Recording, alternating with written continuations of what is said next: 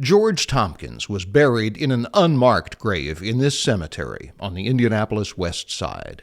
But his lynching was buried even before his body was. The 19-year-old black man had not been depressed, his family said, and had no problems with anyone, but he was found hanging from a tree in Riverside Park on March 16, 1922. It was a sapling, barely enough to support his weight, and his feet touched the ground. His hands were tied behind his back. To the Marion County coroner, it was a clear case of murder. As he told the Indianapolis News, the man could not have hanged himself. But then the death was declared a suicide, and a story that had been front-page news suddenly disappeared.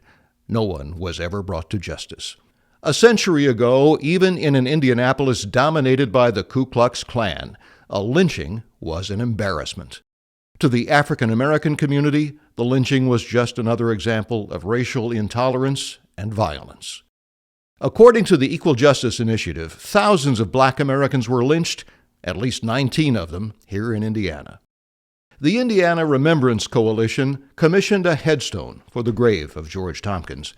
That's just one of the IRC's efforts to make us all aware of the painful wounds of our racial history, the first step toward healing them.